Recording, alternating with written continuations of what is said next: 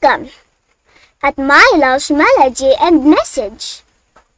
Ako po si My Loves. Dala ko ang himig at mensahe mula sa aklat ng Diyos. Ito ay mensaheng biblikal mula sa Espiritu ng Katotohanan para sa panahong ito ng pagtuturo. Maraming nagsasabi na sila'y guro ng Diyos.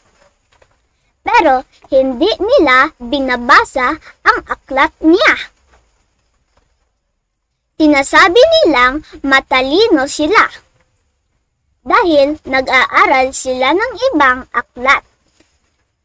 Pero hindi sila tinuturuan ng Diyos mismo. Ang aklat ng Diyos ay buo. Ang Espiritu niya ang nagtuturo ngayon sa henerasyong ito. Paksa. Sino ang tunay na nagtuturo ng kalooban ng Diyos ngayon? Ang mga taong nag-aral sa ibang aklat o ang Diyos mismo sa pamamagitan ng kanyang Espiritu. Ibinigay ng Diyos ang kanyang aklat sa buong mundo. Isaiah chapter 34 verse 16. Basahin natin ito. Ang aklat niya ay buo.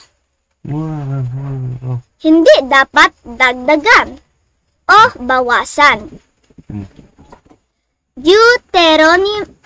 Deuteronomio chapter 4 verse 2. Huwag baguhin ang nakasulat. May mga nagtuturo ng hindi nakasulat. Sinasabi nilang matalino sila, pero hindi nila sinusunod ang aklat ng Diyos. Colossus chapter 2 verse 8. Huwag tayong sumunod sa mga pilosopiyang gawa ng tao. Ang Diyos ay nagtuturo sa pamamagitan ng kanyang Espiritu. Juan chapter 16 verse 24. Siya'y nagsasalita sa ating puso. Ang Espiritu niya ang nagbibigay ng katotohanan.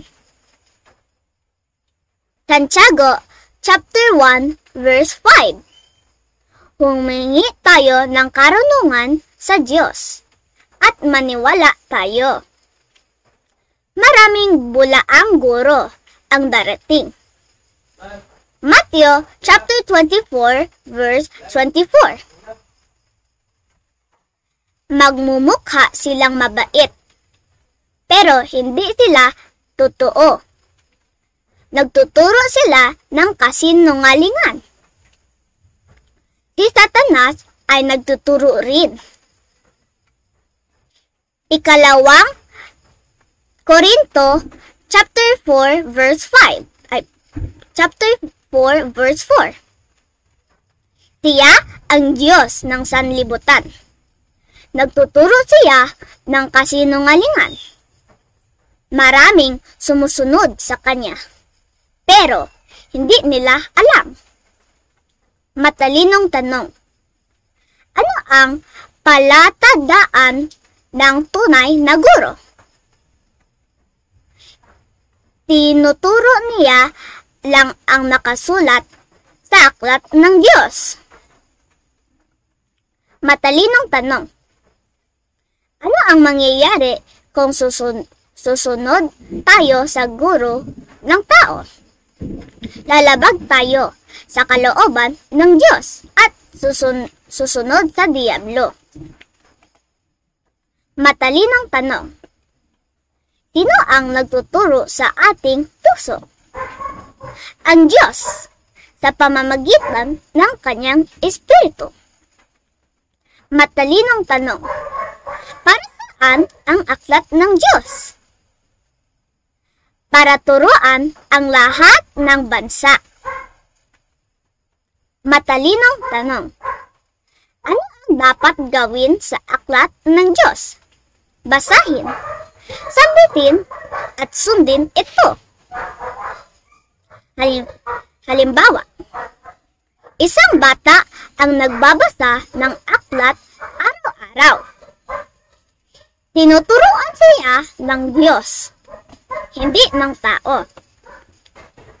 Sinusunod niya ang nakasulat. Nagiging matatag siya sa katotohanan. Halimbawa, isang ina ang sumusunod sa kanyang asawa.